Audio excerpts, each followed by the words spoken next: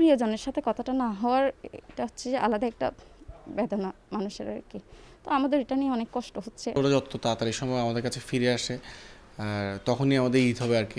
সারা দেশের মানুষ পবিত্র ঈদুল ফিতরের আনন্দে মাতল, সেই আনন্দ ছুঁয়ে যেতে পারেনি সোমালিয়ান জলদস্যুদের কবলে থাকা এমভি আবদুল্লার বাংলাদেশি 23 নাবিকের। এর মাঝে নতুন করে সংকট সৃষ্টি হয়েছে এমভি আবদুল্লাহ জাহাজে। মুক্তিপণ আদায়ের জন্য নাবিকদের মনে শঙ্কা সৃষ্টি করতে জাহাজ থেকে বিভিন্ন সময় এলোপাতারি গুলি ছুটছে সোমালিয়ান জলদস্যুরা, আর এতেই আতঙ্কগ্রস্ত হয়ে পড়ছেন সেখানে থাকা 23 নাবিক। এর মাঝে আবার জাহাজে দেখা দিয়েছে খাবার পানির সংকট।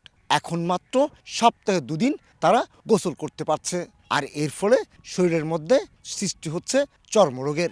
এমনটি তারা জানাচ্ছেন পরিবারের সদস্যদেরকে। 1 মাসের খাবার তারা 2 মাস টেনে নিয়ে যাচ্ছে।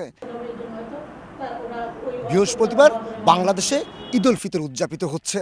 বুধবার সোমালিয়ান জলদস্যুদের কবলে থাকা 23 নাবিক জাহাজেই ঈদ উদযাপন করেছে। জলদস্যুদের অনুমতি নিয়ে তারা জাহাজের ডকে ঈদের নামাজ আদায় করে।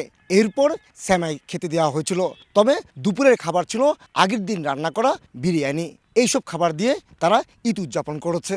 তবে একটি সুযোগ নিয়েছে পরিবারের সদস্যের সাথে কথা বলার। ভারী ভারী অস্ত্র ওনাদের কাছে, হয়তো ওদেরকে একটু ভয় দেখায়, ভয়ের মধ্যে রাখার জন্য হয়তো মাঝে মাঝে পরীক্ষা করে। ওরা বলছে ওরা সুস্থ আছে, ওরা ভালো আছে। আমাদের প্রতীক্ষা হচ্ছে ওরা যত তাড়াতাড়ি সময় আমাদের কাছে ফিরে আসে আর তখনই আমাদের ঈদ হবে আর কি। অ্যাকচুয়ালি প্রিয়জনের সাথে কথাটা না হওয়ার এটা হচ্ছে যে আলাদা একটা বেদনা মানুষের আর কি।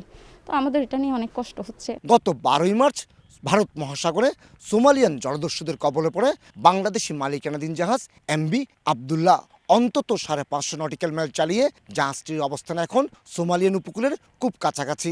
তার পাশে রয়েছে ভারতীয়, ব্রিটিশ এবং ইউরোপীয় ইউনিয়ন নৌবাহিনীর বিভিন্ন জাহাজ, যে কারণে মুক্তিপণ দিয়ে তাদের মুক্ত করে আনতে সময় লাগছে। আর উদ্বেগ উৎকণ্ঠায় থাকা পরিবারের সদস্যরা চান তাদের স্বজনরা যেন দ্রুত তাদের কাছে ফিরে আসে।